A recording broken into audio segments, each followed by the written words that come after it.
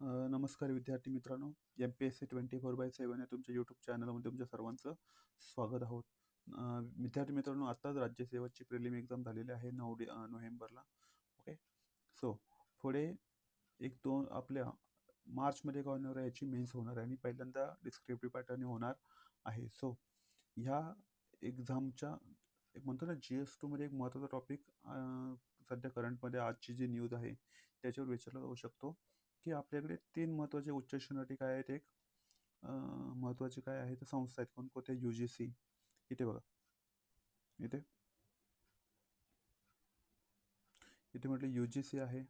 Okay. NCTA आहे आणि कोणते आहे तर UGC, NICT अँड राष्ट्रीय शिक्षक शिक्षण परिषद. या तिन्ही परिषदा आपण एकत्र करून एक काय बनवणार आहे, एक उच्च शिक्षण नियामक संस्था काय करणार आहोत, निर्माण केली जाणार आहे. लक्षात घ्या. आता याचा काय फायदा असू शकतो? कशासाठी बनवलंय? कारण का ह्या तिन्ही संस्था ज्या होत्या, ते वेगवेगळ्या याच्यासाठी काय करत होत्या? काम करत होत्या. ओके. सो एक कोऑर्डिनेशन नव्हतं. एक काय नव्हतं? कोऑर्डिनेशन नव्हतं. म्हणजे का हा निर्णय घ्यावा लागला असेल? कारण काय होती आधीची अवस्था, काय व्यवस्था कशी होती? एकच कॉलेज पण 3 वेगवेगळ्या ऑफिसचे काय असायचे? नियम असायचे. म्हणजे UGCचे वेगळे नियम, NICTचे वेगळे नियम, NCTEचे वेगळे नियम, वेगवेगळे निरीक्षण असायचं त्यांचं, वेगवेगळे फॉर्म भरले जायचे आणि निर्णयाला महिने व वर्ष जायला लागले. त्यामुळे कॉलेज पण त्रस्त असायचं, शिक्षक पण त्रस्त असायचे आणि विद्यार्थीसुद्धा त्रस्त असायचे. मग इतका गोंधळ का? एकच काहीतरी बॉस ठेवू आपण त्यांचा. एकच कुठलीतरी संस्था असली पाहिजे. मग त्या संस्थेचं नाव काय ठेवून झालं?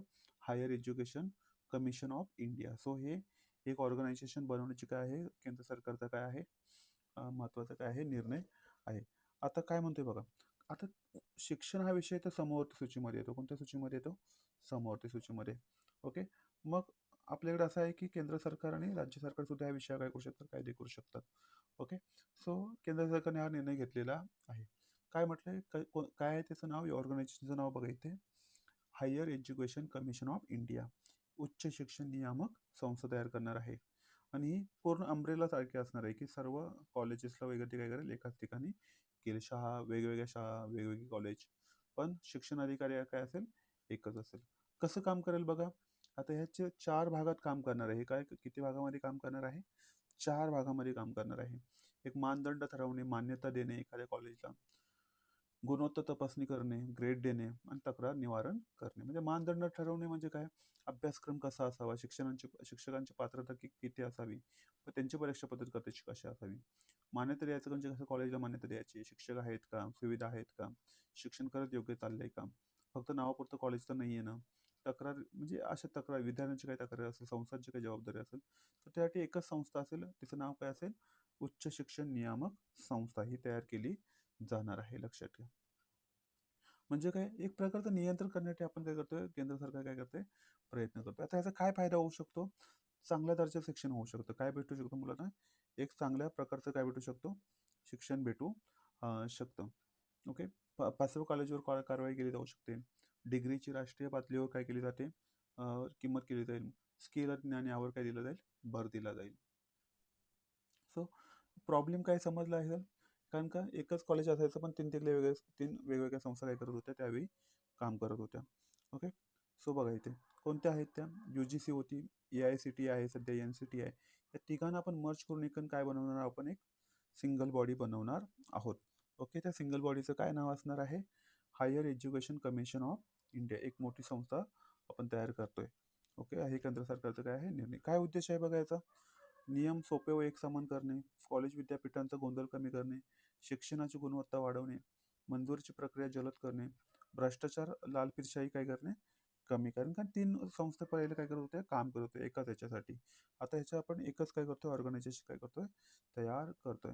हे काय करणार नाहीये, कॉलेजला काही पैसे देणार नाहीये, पण काय करेल? नियंत्रण करेल. काय करेल? नियंत्रण ठेवेल. काय करणार आहे तर कॉलेज विद्यापीठांना मान्यता देईल.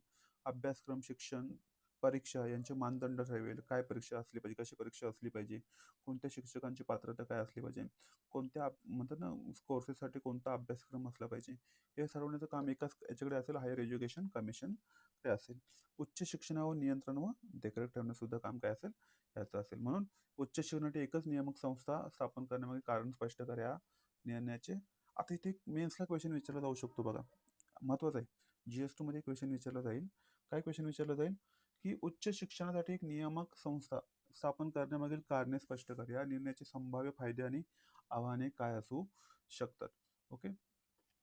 मी इंट्रोडक्शन मध्ये काय लिहायची, सध्याची बहुनियामक व्यवस्था काय आहे, तर काय व्यवस्था आहे ती, सध्या तरी किती आहेत, तर 3 आपल्याकडे आहे. UGC, AICTE आहे, NCT आहे. वेगवेगळ्या संस्था काय करतात, नियम काय बनवत असतात, त्यामुळे गोंधळ होतो. ओके.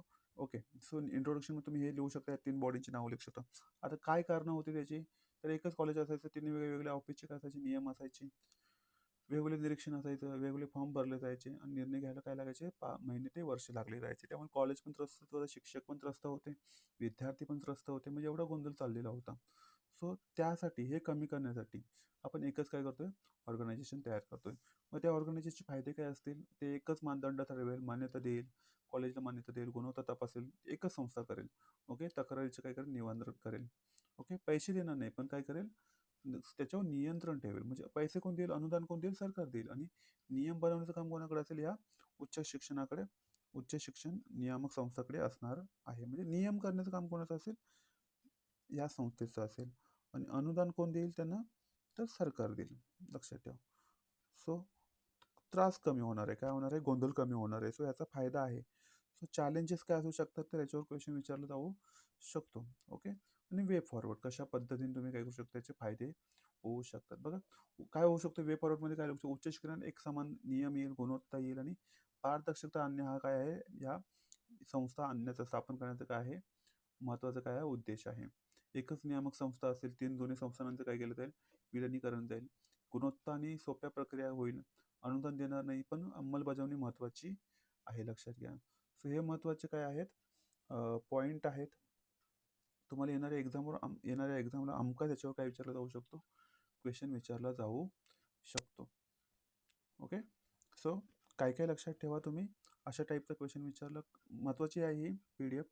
येणाऱ्या एक्झामला याच्यावर क्वेश्चन विचारला जाऊ शकतो. काय बघा परत याचं, उच्च शिक्षणासाठी एकच काय आहे, नियामक संस्था बनवायची आहे.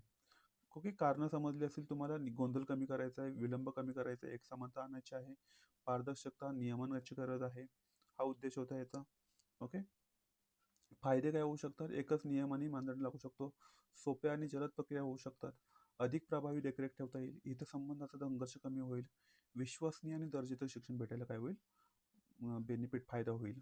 आव्हानं काय असू शकतात, अतिशय केंद्रीकरणाचा धोका निर्माण होऊ शकतो. हे आव्हानामध्ये तुम्ही लिहू शकता.